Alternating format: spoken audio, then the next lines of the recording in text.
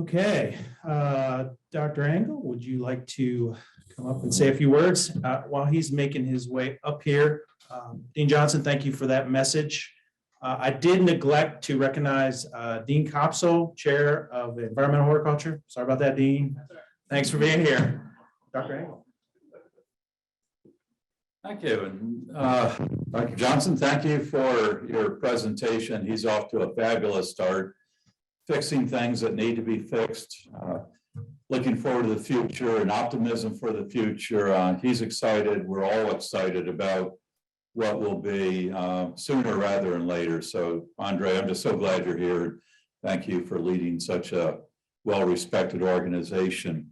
I had one thing I wanted to cover today, and that was really looking back over my last 20 months here, and those things that I've been drawn into more than anything else, because they directly relate to the work that you are doing here from probably before I started, but all during my visits around the state. I have completed all my county visits, research centers, talking to industry groups, producer groups, homeowner groups, politicians on a daily basis. And one of the things I've been startled by in Florida is the conflict that we have between what I would call those that are responsible for the managed environment and the environmental communities, the unmanaged environment within Florida. I grew up in the Chesapeake Bay region back in the 80s and 90s. It was the same thing. The farmers versus the more urban areas. It came into a very significant conflict. Ultimately, it was solved with a lot of money. But I find the same thing here in Florida, although it's much more complicated. The crops, the growth rate that Dr. Johnson mentioned, our soils, our hydrology, our climate. There is no state in the country that is as complicated as Florida. But what this has created is a significant conflict between the number 1 and 2 industries of the state, and that's never a good thing. It's the agricultural and managed industries of Florida, including homeowners, because the things that create these conflicts go on home lawns and gardens as well.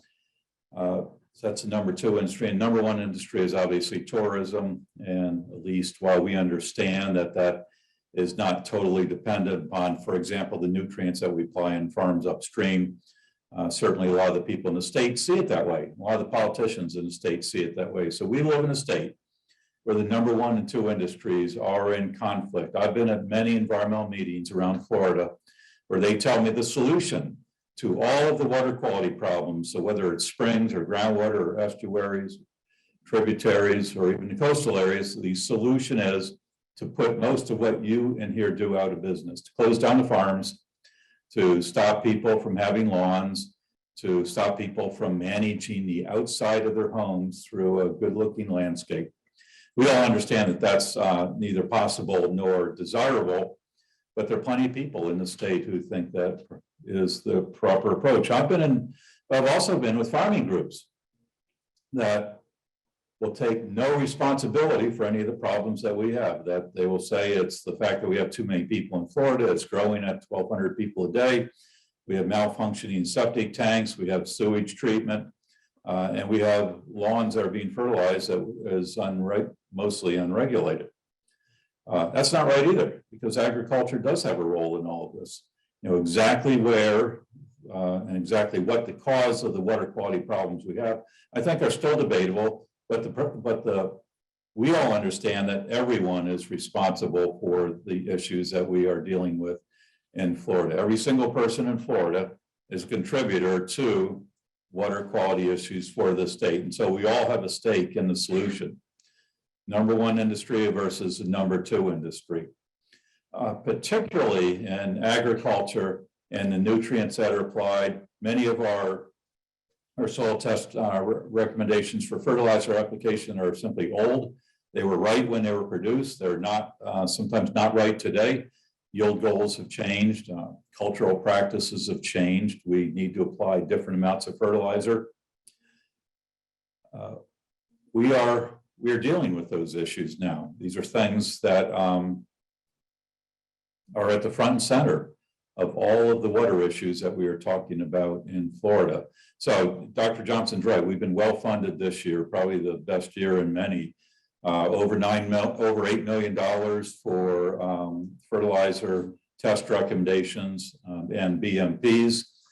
By the way, about half of that will be used for infrastructure to create a system to better study these issues.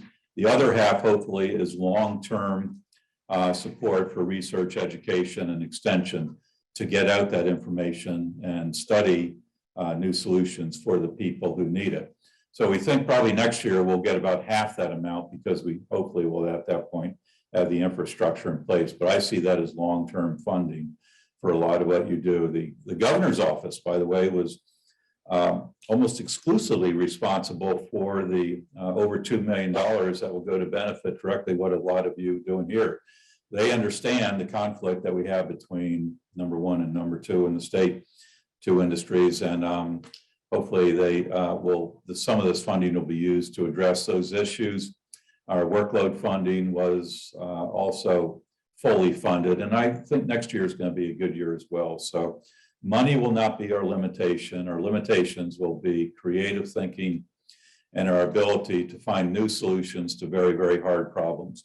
But that comes down to all of you. As Dr. Johnson said, you are the solution. You are the ones that are directly, you're I guess, the point of the spear in a lot of ways for dealing with these problems that Florida is facing right now, whether it's home lawns or gardens, commercial landscape maintenance, or very, very traditional agriculture. All of you in here work on one aspect or that or another. And also, whether it's food distribution, food systems, there's obviously many, many more aspects to all of that because ultimately those issues also affect water quality and nutrient management. So thank you for being a part of this. We have a long way to go in Florida. It's going to get, I think it's going to get uglier before it gets better. I believe we're in for a couple of interesting years. I can tell you that some of the research that already is showing that we need to apply more fertilizers to a few crops, a couple that we have studied already in potatoes, for example, up in the Hastings area. We've got some new publications on that, more fertilizer. A lot of the environmental community think we're going to be applying less or recommending less. What that tells me is we need to think about how do we keep those nutrients in place on those farms. So it's the conflict of making sure that farmers can raise enough of their crop to make a decent living versus protecting our water quality. That's essentially the heart of what we are talking about right now. It is a hard problem to solve, but I'm convinced that with good science and extension and teaching, that we can get this done. It's been done in other places of the world. Yes, Florida is probably the most complicated place that this has been done, but there's a lot of money, there's a lot of people, and as I said, a lot of the creative thinking is going to come from many of you in here. So this is not an insignificant challenge that we're facing, but I know that all of you and IFAS in general are up to the task of trying to get this done. So just going to stop there by thanking you all for being a part of what is something that is so important for Florida. I believe it's the #1 issue in Florida right now. Despite all the other issues you read about in the paper, with mostly all political, this is a real issue that needs real solutions, and it needs good science, and it needs people who will transfer that new science to the practitioners on traditional farms or in communities. So you are that, and I think the state of Florida is, I hope 5 years from now, the state of Florida is thanking all of you for the solutions that you have provided to the state of Florida. If we're successful, that's going to be a great testament to IFAS and all of the good work that you do. So thank you for all that you do. Michael, thank you for your leadership of the program. As I said, there's not many more things important in Florida right now. So I'm glad that all of you are involved. Thanks.